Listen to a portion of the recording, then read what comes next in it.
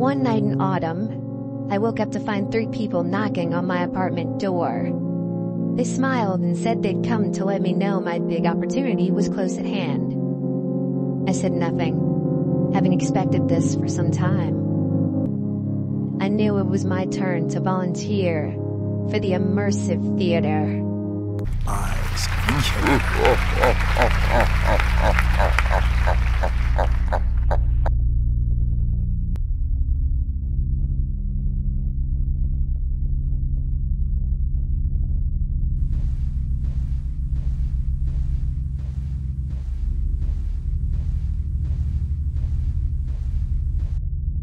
Oh, this theater's so bougie and weird. Wonder how immersive the show will be. Mix Oisy, greetings. We've been waiting for you for quite some time. Please head upstairs. The theater is already in progress.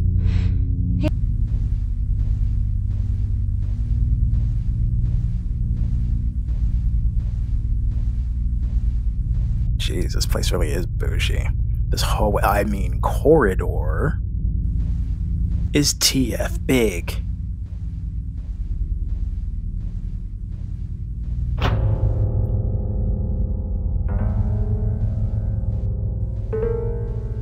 All is well that begins well and ends. Not how I remember it, but I get it. There will be no end. We are striking the universe. We are arming the world against ourselves. We are arming the slaughter of Scaremen. Huh. Dark. We are toppling mountains. This must be where the main act is right now. Guess I wasn't too late. Haven't missed much. The main party is dispersed. Let's see what we got going on here. The fish rises with a red body in the green pond under the arch of heaven. It is a brown tree that stands alone. It is a hissing wind that encircles empty houses. Earning the ire of his Prince Fabrizio, who he doesn't realize is also Beatrice in disguise. Meanwhile, the war to the east continues and the towns grow quiet one by one. Where has everyone gone? A dark shadow can be glimpsed moving from door to door. I think we have a very special visitor. Cool, blimey. Now this is all how do you do?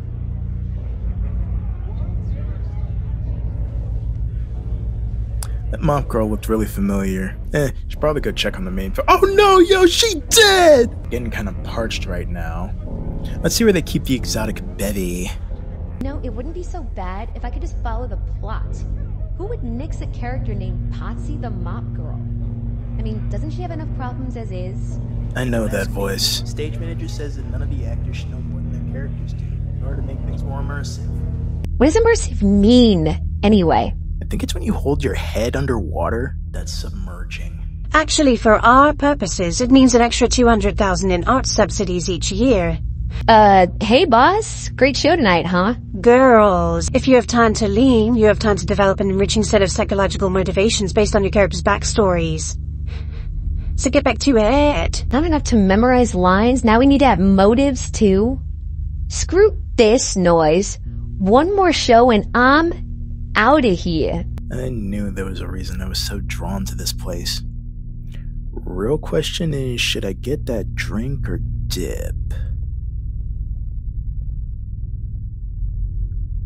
I'll get a drink, then dip.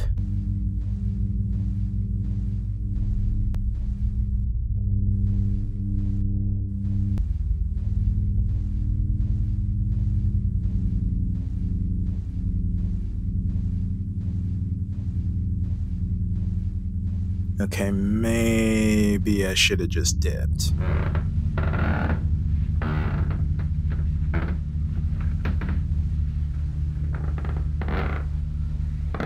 Could I barter with belly rubs and outfits? So I had to follow BB around as per usual, so I'm basically a symbiote at the moment. I'm sure she won't mind the ice resistance and floating camera.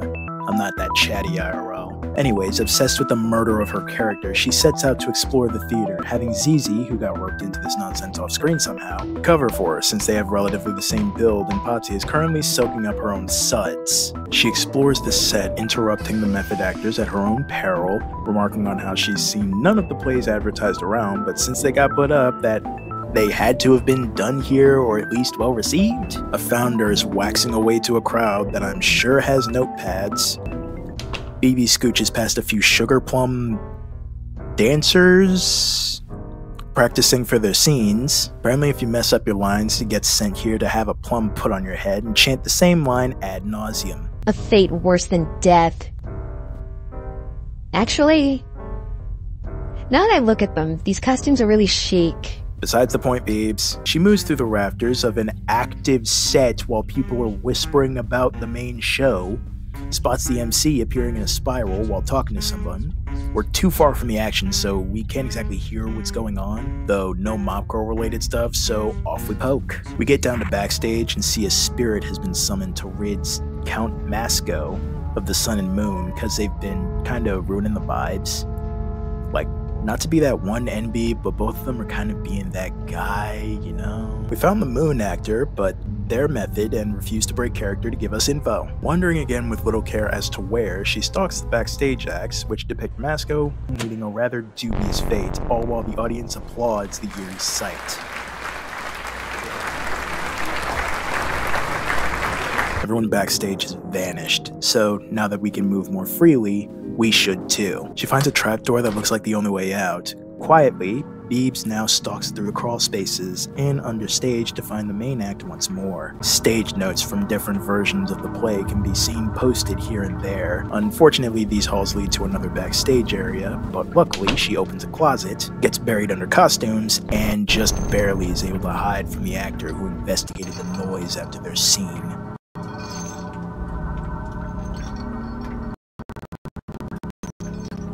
She follows the sounds of his dragging chains and is able to inadvertently become part of the main show once more.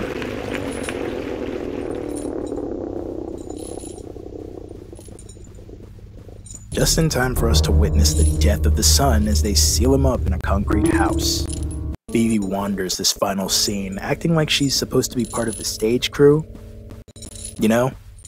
The people who aren't supposed to be seen and move the scene along unseen. She comes upon Count Masco actually tied up for real, claiming the script was changed.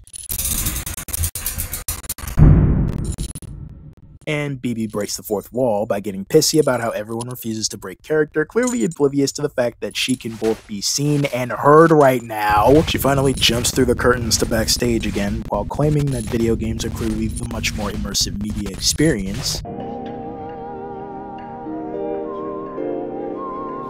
It's the seats.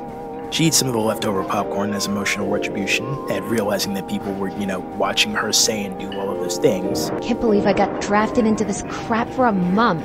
Oh, we'll visit you soon, don't worry. My ass. What about my needs? I was supposed to be munching snacks while writing a zine about haunted mannequins, or a really tall creepy person in a sundress or suit by now. Bear costumes look fugly as hell too. Where's the damn exit? Maybe he knows. I would leave the theater bears alone after that. I swore I saw him go this way. Beebs, leave. But he went this way. I can smell that musty-ah costume from here. Where the hell did he go? Beebs, don't say... You couldn't have just disappeared. We thud against the hardwood floors. Good thing BB's thicky. We could have broken some... Hello. Hey, stop screaming. We can explain. We're the police, and we're chopping up people with power tools. Oh, well in that case...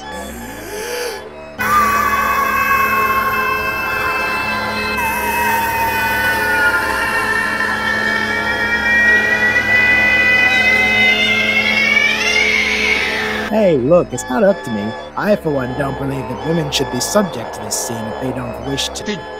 Did you just assume in their job? Oh, fuck! Hey, she's escaping. Alright, people, nobody stress about this. Let's go over our work chant while we go after it. Oh, so this is the audience participation bed. to take on the complacency of the spectator. Almost makes you want to join in the show. Ha, I don't get this cinema crap, but this place is alright. We finally make it backstage to where the director is and claim health and safety hazard, only to be met with the harrowing realization that some of these weirdos live right next door to our apartment. Oh no, she's talking about Zoo. Apparently that switch we flipped was the security system to the building, and the sounds of people skittering through the vents was the, dispersal and excommunication of the campus. CCTV footage of us escaping apparently gained us final girl status in the horror scene, as the new Bloody Night is making quite the net sum, and we'll see none of that cash. Turns out the immersive theater doesn't have a true audience. We're all cogs in the machine, hence why they captured me and turned me into a video game cameraman. The real patrons are all just sick individuals who enjoy the emotive reactions of people perceiving death, real or imagined. These patrons give money to receive horror shows, so horror show grow bigger. Literally, all the sets and stages are made in effigy of the actual town we live in, allowing these demented bigwigs to peer from behind the curtain. No wonder I have to work now. Welcome to the Art Appreciators Club. You just had to check backstage. How else am I gonna get info on this demented play? I don't know, maybe just be part of it? Oh, wait! Fuck you! The sun has hidden. Darkness has begun. Let us take knives and wait locked up. Uh-oh. The final act is upon us. Victory has been claimed, darkness reigns, and the sun is dead. The nihilistic prisonman states that they do this to perceive the shape of heaven in this tainted universe. To see heaven, one must make smaller and smaller prisons. But for a prison to be that, there needs to be an avatar of order. One smitten to the arms of the law, but driven by their own perception of that embrace. A warden.